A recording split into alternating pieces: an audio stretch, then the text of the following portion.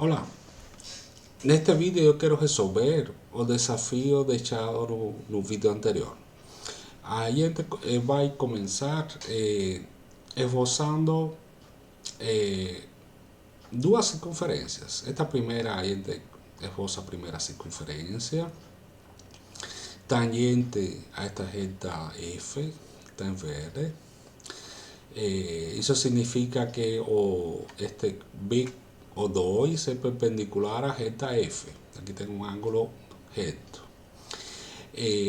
Então a gente vai conhecer a posição do ponto B e vai conhecer esta distância B o 2, conhece o raio eje 2 da circunferência em amarelo. A gente também vai conhecer a posição do ponto A e a distância B, e o que temos que calcular, a circunferência W1 tem que ser tangente à reta F, então ela tem que estar nesta perpendicular a O1. O que a gente de fato tem que calcular este raio G1 para saber, para conseguir esboçar, encontrar o centro da circunferência e poder fazer o desenho dessa circunferência. Então, o que vai ser desconhecido nesta primeira fase, eu parto de uma circunferência eje2 conhecida e eu quero calcular qual deve ser o raio da circunferência eje1. Então, como é feito isso? A gente conecta os centros das duas circunferências, e aqui tem a distância G1 mais G2. Tangente, aqui, se a gente traça tangente, os raios são perpendiculares a essa tangente. Então, aqui, esses três pontos, o 1, V e o 2, são colineares. A gente conecta os centros e a gente também traça uma paralela, ou um F, uma paralela à reta F.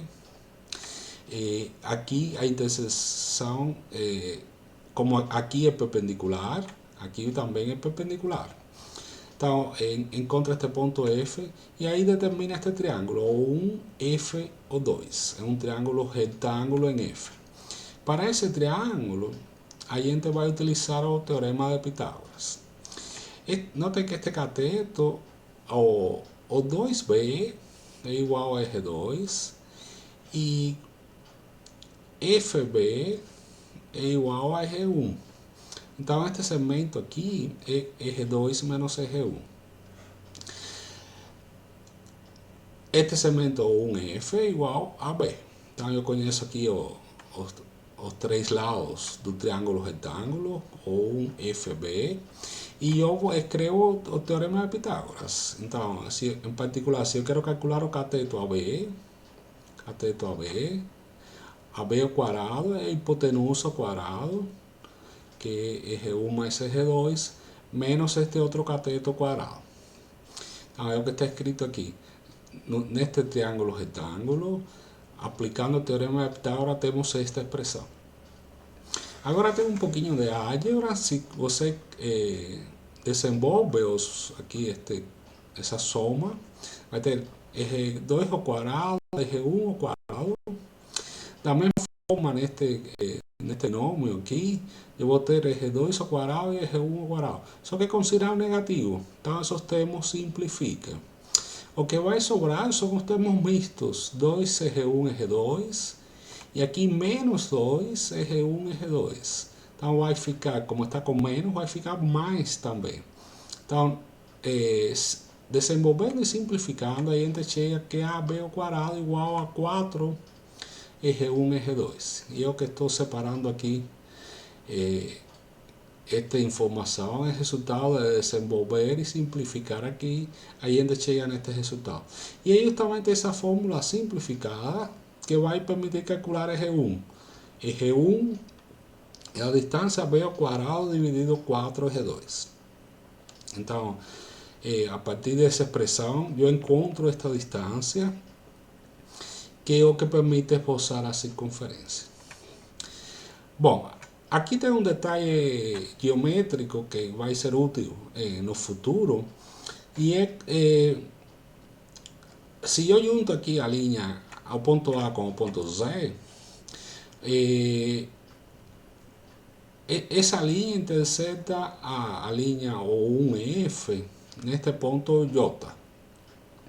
E se formam dois triângulos que são semelhantes. O triângulo A, O1J, e o triângulo Z, FJ. Esses dois triângulos são semelhantes por ângulo a ângulo. Estes dois ângulos em azul são opostos pelo vértice.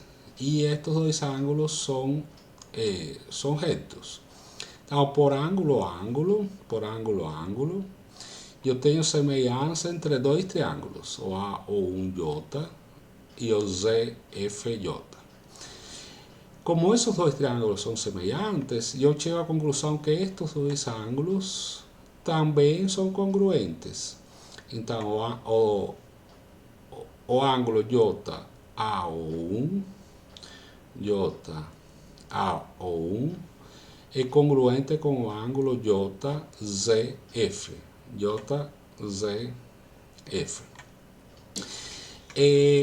E a partir desse resultado, eu tenho esses dois ângulos são iguais. Agora, vou ter um resultado extra. Eu tenho dois triângulos isósceles, o A ou um V é isósceles, porque aqui tem G1 e G1. Dois lados tem comprimento G1. E o próximo triângulo isósceles é este daqui, o VO2Z. Estes dois têm comprimento G2. Então, este ângulo é igual a este, porque os ângulos da base de um triângulo isósceles são congruentes. E este ângulo é igual a este, porque, ao mesmo motivo, os ângulos da base de um triângulo isósceles são congruentes. Consequentemente, este ângulo é igual a este ângulo. E aqui eu já sabia que estes três pontos estão em linha. Eu tenho dois ângulos iguais. Então, esses ângulos são opostos pelo vértice. Significa que A, V e Z estão em uma mesma linha. Então, aqui mostramos que Z, V e A são colineares. Eles estão numa mesma linha. Esse é um resultado que, repito, a gente vai usar no futuro, que não é necessário para a construção, mas que é interessante porque vamos usar no futuro. Bom, agora, para construir a terceira circunferência, o procedimento é análogo. Como a gente já fez a dedução desta expressão, não vai repetir a dedução para a terceira circunferência. Notem que basta trocar o G1 por G3, troca o raio de G1, aqui o que a gente vai calcular é o raio de G3, e troca a B por BC. Então, essas são aqui de novo se formaria um triângulo retângulo. Repetindo as contas, a gente vai chegar nesta conclusão. E isso que permite calcular o raio G3. G3 vai ser BC ao quadrado dividido por 4G2 e permite esboçar a terceira circunferência, a circunferência W3. O problema um pouquinho mais complicado, ponto é esboçar esta quarta circunferência. Então, aqui, em essência, a gente liga os centros das circunferências, sempre a gente liga os centros das circunferências e forma triângulos retângulos. Então, este daqui tem comprimento G1 e G4, eu marco esta distância como AD. Aqui eu tenho que calcular duas coisas, a posição do ponto D e aqui a altura, então, que é o raio G4. Mas se eu analiso somente estas duas circunferências, se aplico uma fórmula deste tipo, aí a gente vai chegar a uma expressão deste tipo, AD é raiz quadrada de todo o termo. Seria AD, raiz quadrada de 4,2, e aqui tem a raiz quadrada dos raios. Então, aqui, os raios que interessam é G1 e G4. Aqui, estudando estas duas, tem G1 e G4. É esta expressão, qualquer uma destas. aplicadas só para estas duas circunferências. E a gente chega nesta expressão daqui. Agora, se você aplica esta mesma expressão para estas duas, para a segunda W2 e W4, então, o que aparece é eje 2 e eje 4, e aqui aparece a distância de B. Se eu considero estas duas circunferências, a distância que interessa é esta daqui. E é claro que AD mais DB é AB.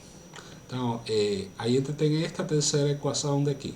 Então, temos um sistema com três equações, e aí a gente desconhece tanto AD, DB e eje 4.